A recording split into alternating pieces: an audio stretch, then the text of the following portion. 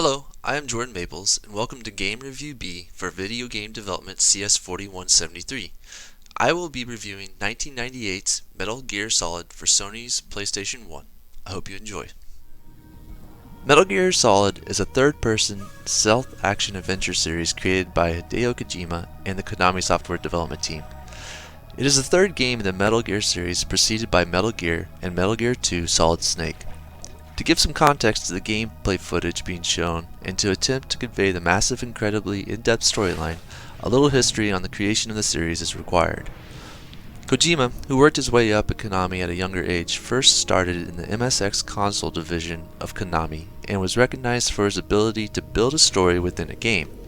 He was soon asked to work on a Commando-style game, but because of the graphics limitations of the MSX, which was only able to display 4 sprites on the screen at a time, Kojima instead came up with the idea for players to try to avoid combat instead of engage in it, which was based on his love for the 1963 film The Great Escape, where a band of POWs attempt to escape from a Nazi prison camp during World War II. The leaders at Konami first rejected this idea, demanding the game to be more action-based, which would better appeal to the Western gaming culture. Kojima eventually convinced the powers at Konami that his story and gameplay would change the way traditional games were made, and they agreed to give him autonomy in the development of Metal Gear. Metal Gear first released for the MSX console in 1987. In almost all the Metal Gear games, you play as a legendary soldier that goes by the name Solid Snake. You are usually tasked with infiltrating an enemy territory or sent on a nigh impossible mission to rescue someone important, or my personal favorite, save yourself from killing yourself. And you do this starting out with nothing but a sneaking suit and a pack of smokes.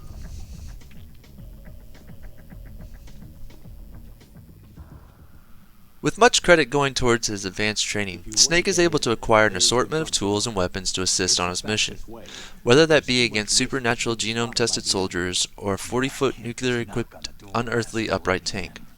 The Metal Gear series is decades old, and has been celebrated for its rich storytelling and immersive game mechanics and its unique, recognizable style. Metal Gear helped to popularize stealth action in the video game industry while also ushering forth the age of the AAA game title. Some of the unique features of the game are immediately noticed the first time you play as Snake.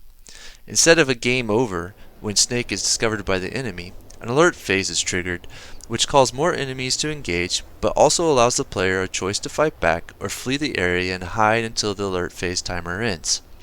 The alert phase is similar to the mechanic in Pac-Man when chomping on a power-up pellet and chases the frenzied ghosts. This feature helps to keep players engaged.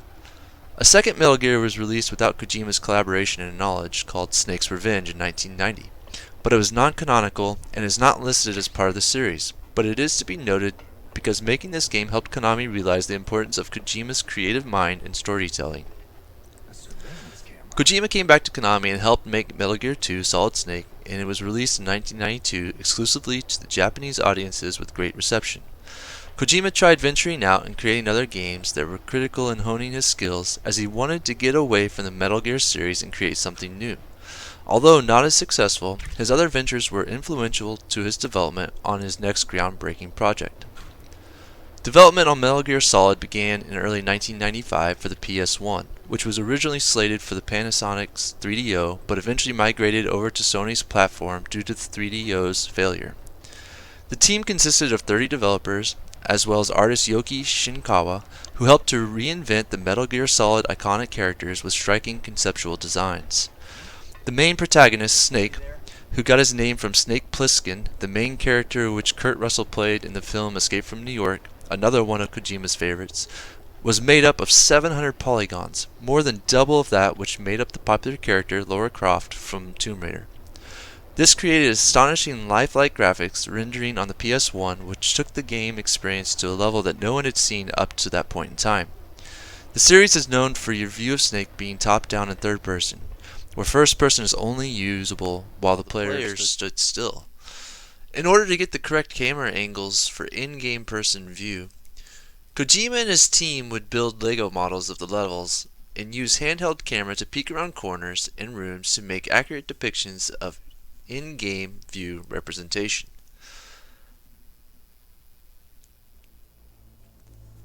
Metal Gear Solid was named appropriately as Solid could refer to the fully polygonal cubic structures in the game, and it was also Snake's first name. It was finally released in 1998, 6 years after making Metal Gear 2.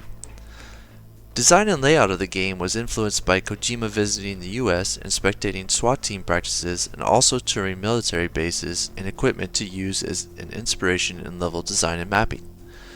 The game begins by calling Solid Snake out of retirement to help prevent yet another nuclear catastrophe by the antagonist group known as Foxhound. The game takes place in a remote Alaskan nuclear weapons disposal facility called Shadow Moses, occupied by Foxhound, which now under the control of Liquid Snake, the new nemesis, threatens with a nuclear missile launch by using the weapon Metal Gear, if the remains of Big Boss, an enemy of the previous two games, was not returned to him. You begin by being tasked by rescuing two characters, an Arms Tech president and a DARPA chief. And once again you start out with a pack of SIGs and your codec to communicate to other members on your team, as we see here on the playthrough. Through your adventures in the story during this campaign, you will eventually add two new members to your team, Meryl, who is the Colonel's daughter, and Otacon, a scientist who developed Metal Gear and will become a staple in the game series moving forward. As Snake, you will have to overcome many obstacles and puzzles throughout the gameplay.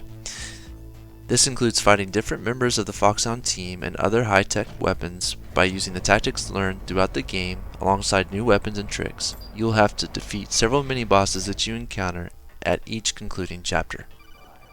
You're the Arms Tech president. The game experience is broken up with high-quality cutscenes, which include lore and insight into the psychology of each character, as well as telecommunications displayed between your team members on the codec. They all help to fill the grandiose storytelling of Kojima, which ushered in the twists and turns of each engagement and helped piece together the motivations of the characters you were fighting.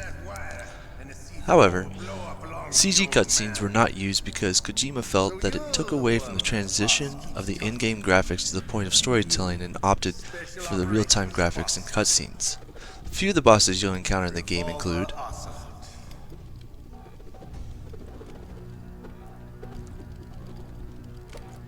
I've been waiting for you, Solid Snake.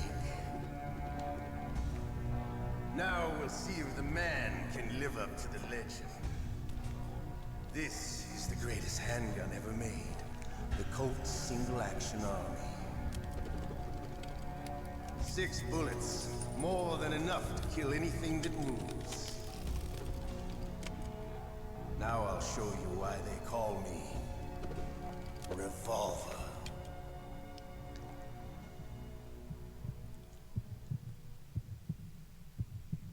Draw! Revolver Ocelot, the guy who becomes an integral part of the overall lore of the series, starts out as Metal Gear Solid's first boss. Although the actual fight is not difficult, the lack of first-person aiming makes the encounter a little more difficult than it should be. But all you need to do is get a few good shots on him and you'll defeat him. This time. Well, we'll see if there's irony. Vulcan Raven may be huge and even more intimidating with his massive machine gun, but the actual challenge of the fight does not match the look. He is slow and it is easy to sneak around him. You just have to circle around him, plant C4s, and shoot him with the Stinger missile to win. Ironically, the first fight with him is much earlier in the game, and is harder when he is in his M1 tank that he can barely fit into.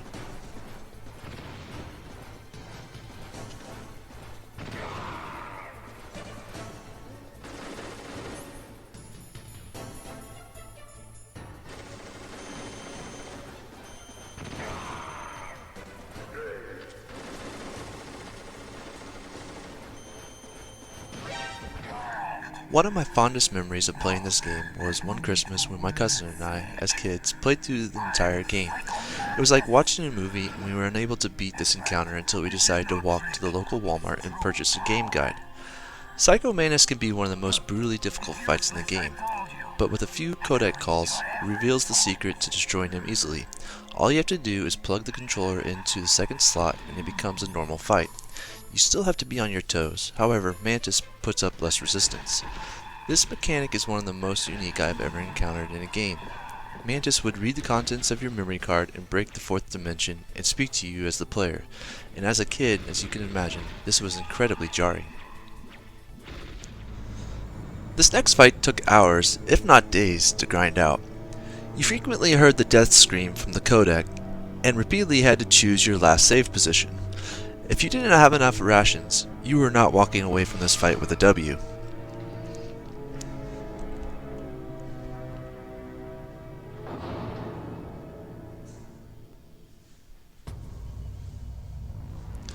The Metal Gear Rex fight cements Solid Snake's legacy. Who else could take out a walking battle tank with nuclear capabilities? Even if you knew what was coming next, dodging the missiles and the machine gun fire can prove troublesome. Just when you think you have bested the mechanical beast, the second part of the fight begins. This phase is even harder and more emotionally charged from the death of a major character.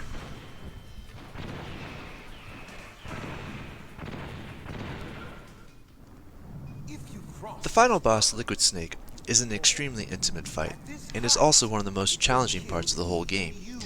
Liquid's hits do a lot of damage, and he introduces even more powerful attacks as his health gets lower. As if that is not bad enough, there is a time limit to save Meryl. It is also not good enough to just empty Liquid's health bar.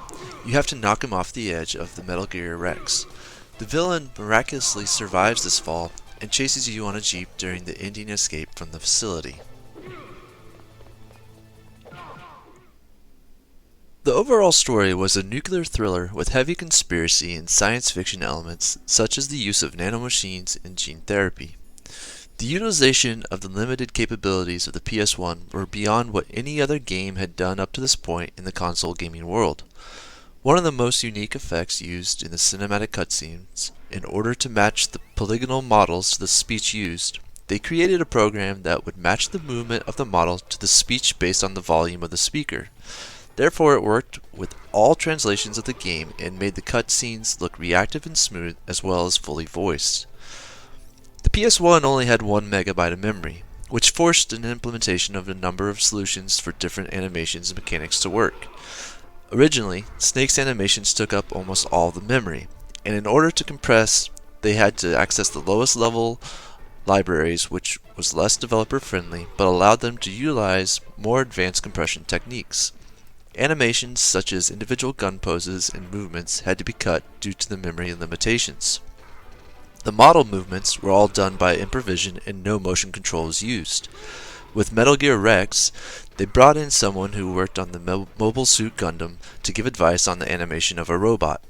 And at one moment, because they were animating objects by hand, it took the design team a week to animate a piece of cloth flopping in the wind. Also, to help with memory use, since the game took place in Alaska, rendering snow in the game was too expensive, and so it would only exist wherever the camera was and was rendered slightly in front of, which still gave you the same effect and saved on memory.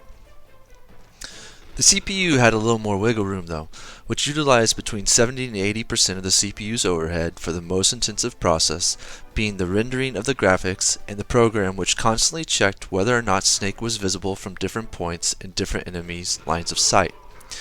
Another trick was that characters were slightly less detailed the further away you were from the camera.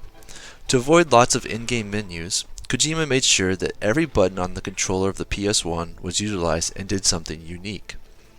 He made it so the balance of the game between a realistic espionage playstyle and making a fun game to play. The enemies were made difficult so that you couldn't just shoot your way through the game. If you died, you had to rethink your strategy and learn to sneak more. Sound effects director Kazuki Marioka, also a programmer on Contra and Blades of Steel, used Konami's stash of 300 CDs sound effects from all of their games and combined those effects for the game, tweaking them to fit the limitations of the PlayStation's 24 sound channels, which only 8 were used for the effects. The soundtrack was made by Konami's in-house group of musicians known as the Konami Kuwakia Club. Kojima, up until the very end, intended to release the game on one single disc, but the voice data was too much, and so a second disc was added. Looking back, Kojima is said to have confessed that only 80% of his wants were used in the implementation of the game. and in the end, the long development and high investment meant it had to sell over 1 million copies worldwide to break even. This proved to be moot, as the game sold over 1 million copies in Japan and 6 million across the globe. This is one of my all-time favorite games, and I wish the graphics held up better over time, but as you can see during this last bit, actual PS1 footage is being shown. The contrast to the earlier remastered graphics shown is quite obvious, but at the time, this game looked fantastic, and the fidelity was top-notch. It's hard to look back at old games and see what they truly were, but it reminds you how far your imagination was taken when you played these games when you were younger. As the player, you were so immersed in the storyline and the lore, you did not notice the characters didn't have eyes. You were more impressed that you could actually interact with the players and have an impact on their reactions. I encourage you to try this game out, remastered of course, and take in an experience that I've only had while playing games developed by Kojima. Thank you for watching.